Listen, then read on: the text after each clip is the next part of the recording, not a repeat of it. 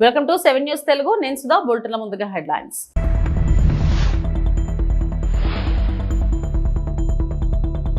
కాశీ ఇప్పుడు మంచి ఆరోగ్య కేంద్రంగా మారుతుంది. వారణాసిలో ప్రధాని మోడీ.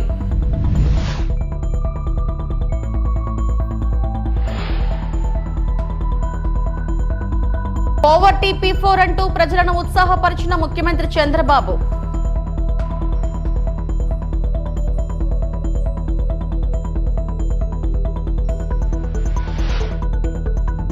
జ్యోతిరావు పూలేకి జయంతి నర్పించిన వైఎస్ఆర్సీపీ అధినేత వైఎస్ జగన్.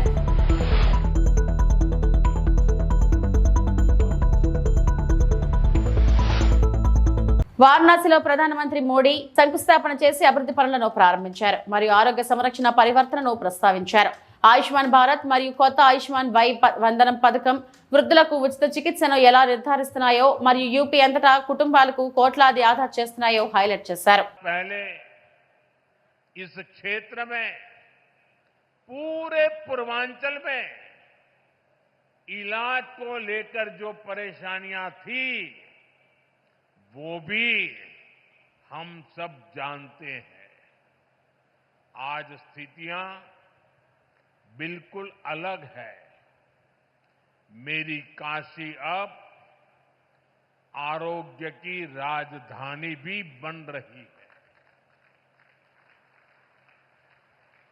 दिल्ली, मुंबई के बड़े बड़े जो अस्पताल, ये बड़े बड़े अस्पताल अब आज आपके घर के पास आ गए हैं. यही तो विकास है, जहां सुविधाएं लोगों के पास आती है. साथियों, बीते 10 वर्षों में हमने सिर्फ अस्पतालों की गिनती नहीं बढ़ाई है, हमने मरीज की गरिमा भी बढ़ाई है. आयुष्मान भारत योजना मेरे गरीब भाई बहनों के लिए किसी वरदान से कम नहीं है. ये योजना सिर्फ इलाज नहीं देती, ये इलाज के साथ साथ विश्वास देती है. उत्तर प्रदेश के लाखों और वाराणसी के हजारों लोग इसका लाभ उठा चुके हैं. हर इलाज, हर ऑपरेशन, हर राहत जीवन की एक नई शुरुआत बन गई है. आयुष्मान योजना से यूपी में ही लाखों परिवारों के करोड़ों रुपए बचे हैं, क्योंकि सरकार ने कहा अब आपके इलाज की जिम्मेदारी हमारी है. జ్యోతిరావు పూలే జయంతి కార్యక్రమంలో పాల్గొనేందుకు ఆగరపల్లి మండలం వడ్లమాన వెళ్తూ మార్గ మధ్యంలో అభిమానులు ప్రజల కోరిక మేరకు జీరో పావర్టీ P4 అంటూ తయారు చేసిన వాహనం ఎక్కి ప్రజలను ఉత్సాహపరిచిన ముఖ్యమంత్రి చంద్రబాబు.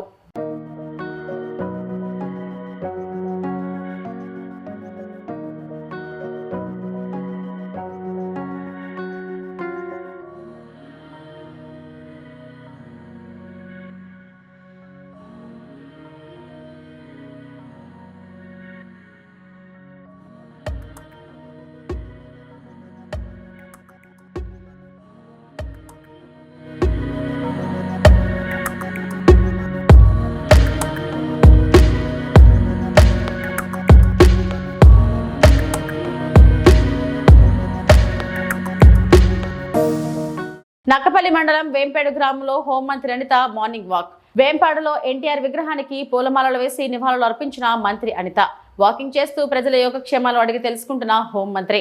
మార్నింగ్ వాక్ లో అన్ని వర్గాల ప్రజలను ఆప్యాయంగా పలకరిస్తున్న మంత్రి. అడుగడుగున మంత్రికి హారతులతో స్వాగతం పలుకుతున్న వేంపాడు ప్రజలు.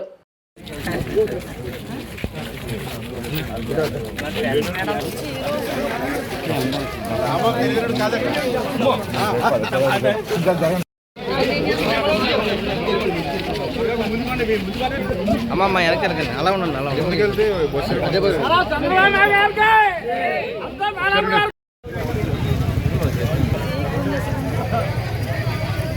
ఎలా వచ్చాడు రాజు గారు?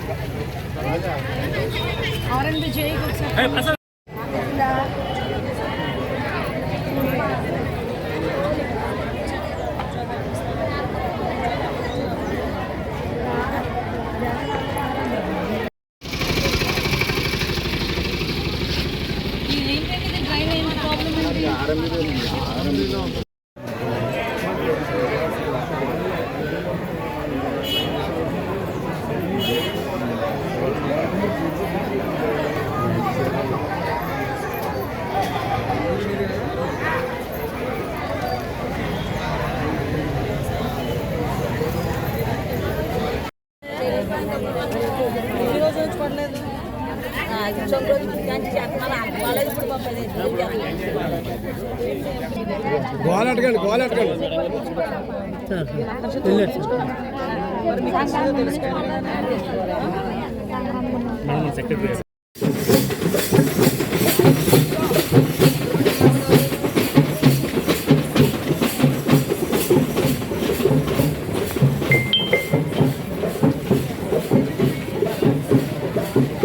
నేడు మహాత్మా జ్యోతిరావు పూలే జయంతి. ఈ సందర్భంగా పూలేకు వైఎస్ఆర్సీపీ అధినేత వైఎస్ జగన్ నివాళులు అర్పించారు. తాడేపల్లిలోని వైఎస్ఆర్సీపీ ప్రధాన కార్యాలయంలో పూలే చిత్రపటానికి పూలమాలలు వేసి నివాళులు అర్పించారు.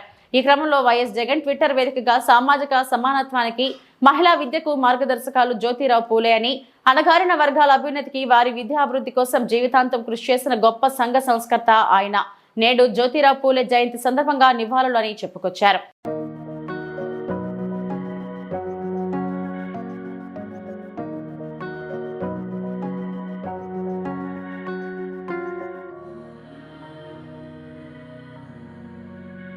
తిరుమల శ్రీవారిని పలువురు రాజకీయ ప్రముఖులు దర్శించుకున్నారు. శుక్రవారం వేకుజామున కుటుంబ సభ్యులతో కలిసి ఏపీ శాసనసభ ఉపసభాపతి రఘురామకృష్ణరాజు శ్రీవారి అభిషేక సేవలో పాల్గొన్నారు. ఆయన వెంట చిత్తూరు ఎమ్మెల్యే గురజాల జగన్మోహన్ ఉన్నారు. ఎమ్మెల్యే సుజనా చౌదరి శ్రీవారిని దర్శించుకున్నారు. అంతకుముందు టీటీడీ అధికారులు వీరికి స్వాగతం పలికి దర్శన ఏర్పాట్లు చేశారు.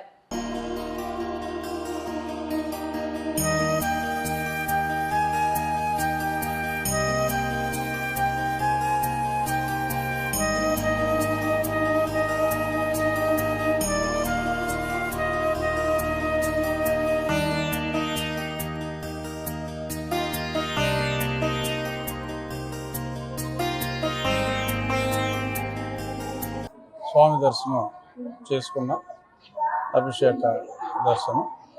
ఇవాళ ఒంటిమిట్టలో చక్కటి ఉత్సవం కూడా జరుగుతుంది. గౌరవనీయులైన ముఖ్యమంత్రి వర్యులు టీటీడీ ఆధ్వర్యంలో జరిగే వేడుకలు, రాష్ట్రం విడిపోయిన తర్వాత రామనవమి ఉత్సవాలు అక్కడ అద్భుతంగా జరుగుతున్నాయి. ఆ ఉత్సవాలు వైభవంగా జరగాలని, స్వామి భక్తులందరూ సుఖ సంతోషాలతో ఉండాలని మనస్ఫూర్తిగా దేవుణ్ణి ప్రార్థించడం జరిగింది. నెల్లూరులో వైఎస్ఆర్సీపీ కార్యాలయంలో కావల నియోజకవర్గ వైఎస్ఆర్సీపీ ఇన్ఛార్జ్ రామిరెడ్డి ప్రతాప్ రెడ్డి మాట్లాడుతూ రాష్ట్రంలో కక్షపూర్తి రాజకీయాలు చేస్తూ వైఎస్ఆర్సీపీ నేతలపై అక్రమ కేసులు పెడుతున్నారని, రెడ్ బుక్ పేరుతో రాష్ట్రంలో శాంతి భద్రతలకు విఘాతం కలిగిస్తున్నారని, కేసులు పెట్టి భయపెట్టాలని చూస్తే సహించమని అన్నారు. వీటన్నిటిని కూడా పక్కదోవ పట్టించేదానికి ఈరోజు కాకాని గోవర్ధన్ రెడ్డి గారి వారి మీద లేదా ముందు కూడా మా మీద కూడా అక్రమ కేసులు పెట్టడానికి వారు వెనకాడరు. అయినా కూడా మేము ఎక్కడ కూడా భయపడేది లేదు.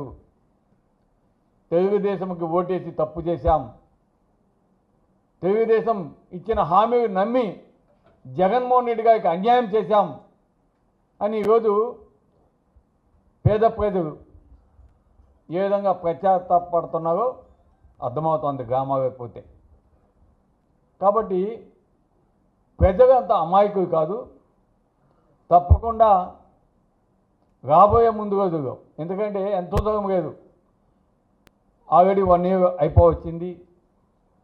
ఇంకా 2027 కావచ్చు లేదా 28 కావచ్చు, జమిలి ఎన్నికలు కూడా వచ్చేదానికి అవకాశాలు ఉన్నాయి. కాబట్టి ప్రజలు తప్పకుండా ఎదురు చూస్తున్నారు. మగ ఎప్పుడు ఈ కూటమి మగి పోటీ చేస్తుందా, అప్పుడు తగిన బుద్ధి చెప్పి జగనన్నకి మగి న్యాయం మనం చేద్దాం అనే ఒక పట్టుదలతో ఈరోజు ప్రతిగంతా కూడా ఉన్నావు.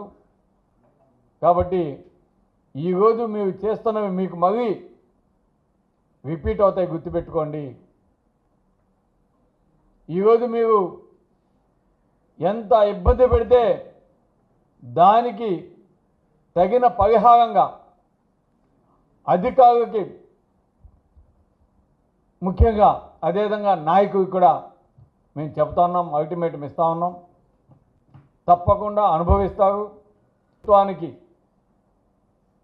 భయపడో లేదా మీరు అభిమానంగా ఈరోజు మా నాయకుడు కార్యకర్త మీద ఈ విధంగా దొంగ కేసులు, తప్పుడు కేసులు, భయపెట్టాలని చూడటం ఇవన్నీ చేస్తే రాబోయే ముందు రోజు అవి మీకు శాపాలుగా మారతాయి.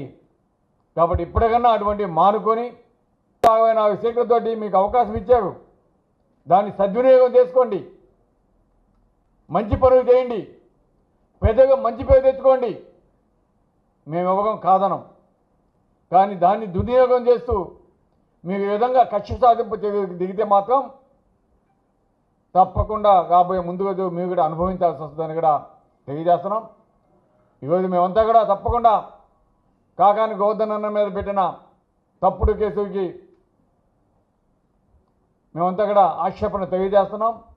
ఇటువంటి మానుకోవాలని చెప్తున్నాం. అన్నకి అండగా ఉంటాం, దేనికైనా మేము సిద్ధంగా ఉంటామని మీ అందరికీ తెలియజేసేదానికి ఈరోజు ఈ ప్రెస్ మీట్ కూడా పెట్టడం జరిగిందని తెలియజేస్తూ, తిరుమల ప్రతిష్టతను దెబ్బతీయడమే కూటమి ప్రభుత్వానికి పనిగా మారిందని టీటీడీ మాజీ చైర్మన్ బోమన కరుణాకర్ రెడ్డి మండిపడ్డారు. తిరుమలలో గోశాలలో ప్రస్తుతం దారుణమైన పరిస్థితులు నెలకొన్నాయన్నారు. గత 3 నెలల్లో గోవులు మరణిస్తున్నా ఆ సంగతిని బయటకు రానివ్వడం లేదని సంచలన ఆరోపణలు చేశారు. శుక్రవారం తిరుపతిలో ఆయన మీడియాతో మాట్లాడుతూ తిరుమలలో పాప ప్రక్షాళన చేస్తామని కూటమి ప్రకటించింది. కానీ ఇవాళ జరుగుతుందేంటి? టీటీడీ గోశాల అమ్ముకుంటే అత్యంత పవిత్రంగా గోవులను చూస్తారు. కానీ తిరుమల గోశాలలో 3 నెలల్లో 100కు పైగా గోవులు మృతి చెందాయి. మూగజీవాలు దిక్కుముక్కు లేకుండా మరణిస్తున్నాయి. కనీసం చనిపోయిన ఆవులకు పోస్ట్ మార్టం నిర్వహించలేదని వాపోయారు.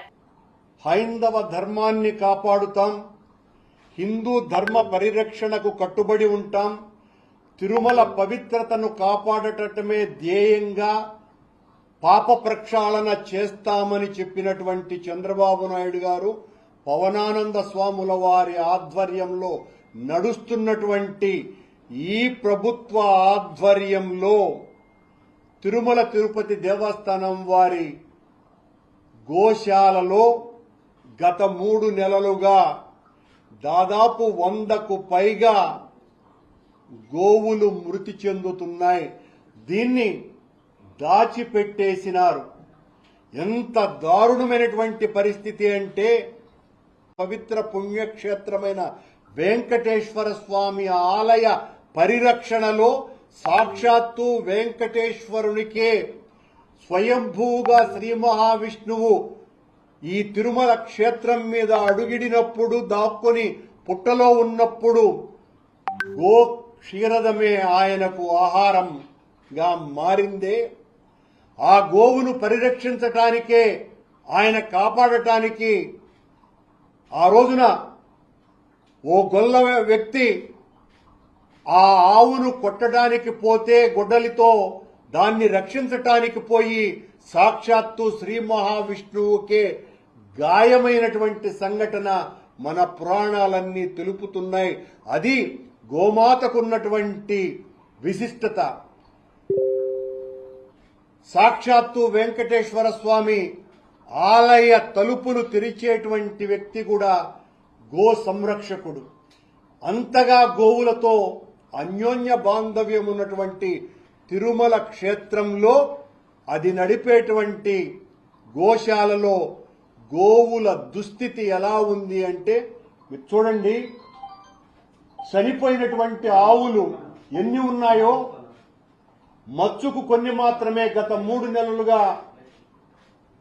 తెలంగాణ రాష్ట్రంలో కాంగ్రెస్ ప్రభుత్వం 3D మంత్రంతో పాలన చేస్తుందని బీఆర్ఎస్ వర్కింగ్ ప్రెసిడెంట్ కేటీఆర్ విమర్శించారు. రేవంత్ ప్రభుత్వం ఆర్థిక నేరానికి తెరలేపిందని ఆరోపించారు.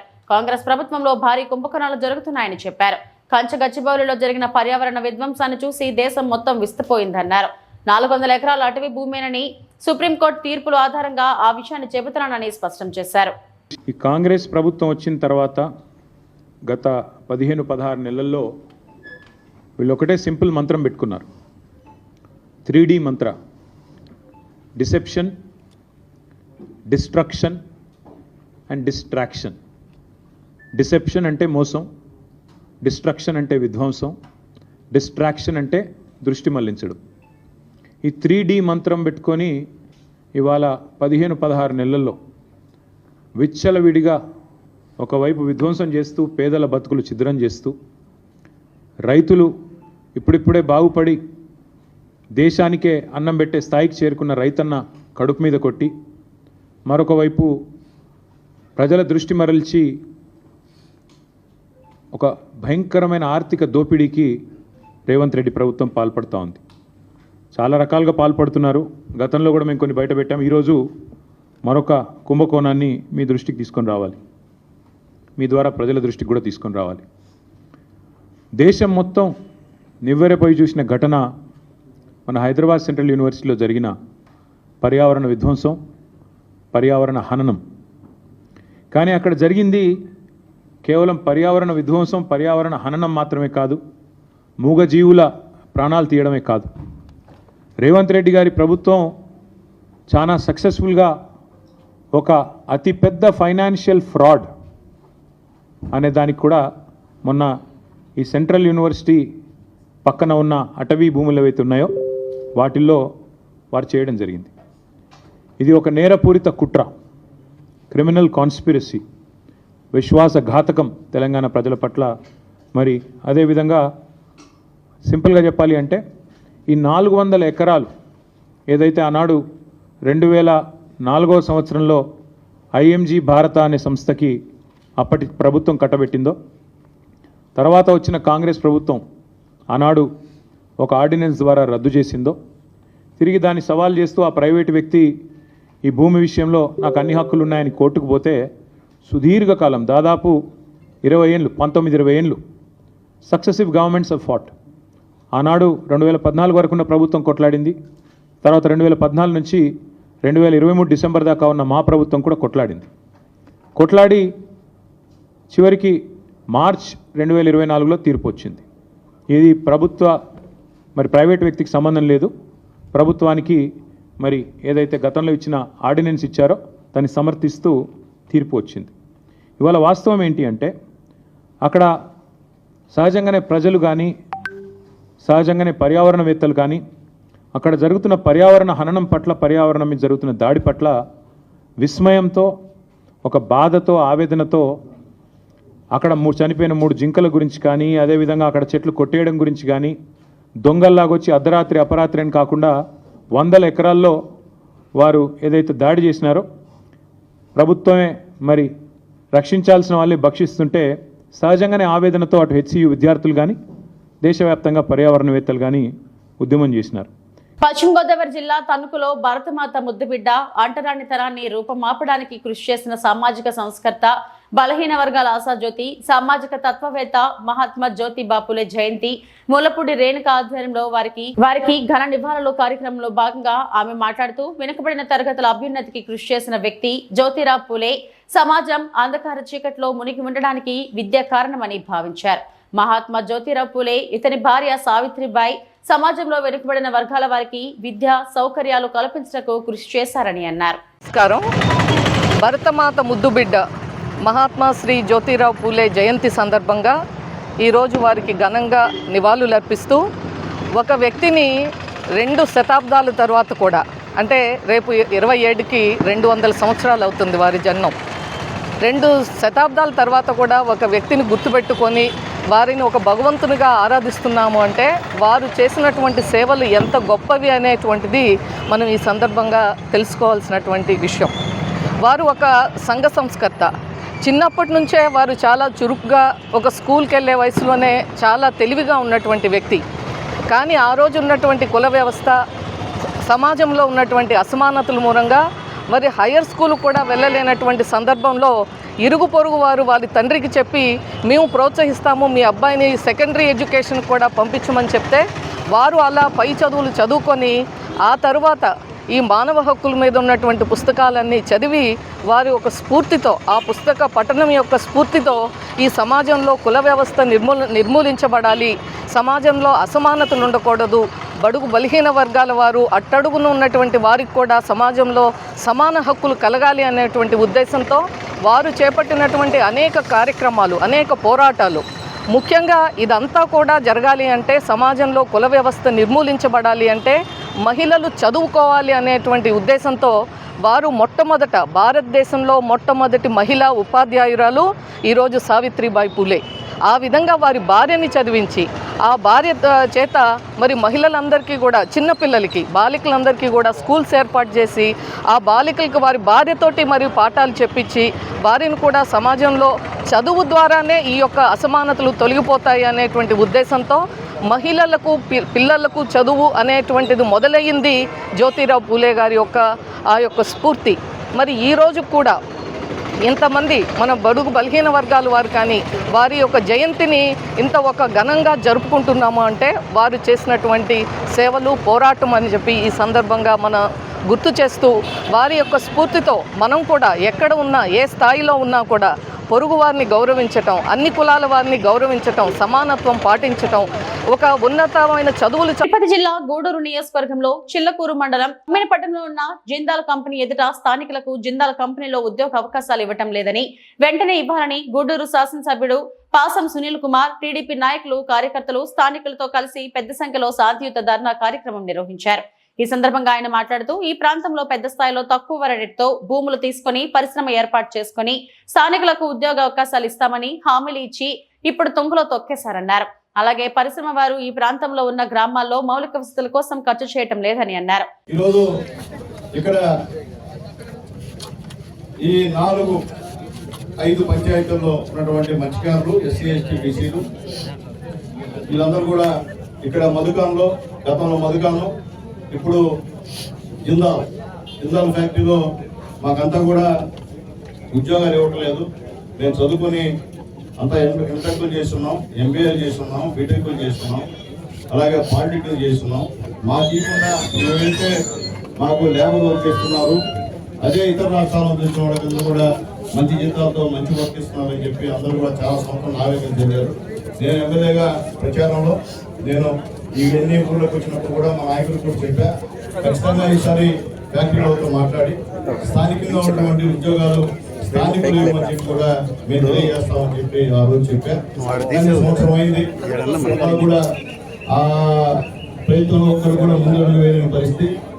మేము రుజువులు పంపిస్తున్నాం తప్ప వీళ్ళు ఎక్కడ ఉద్యోగాలు ఇచ్చే పరిస్థితి లేదు. అయినప్పటికీ మాకు ఈ జిందాల్ ఫ్యాక్టరీ ఒక వరం.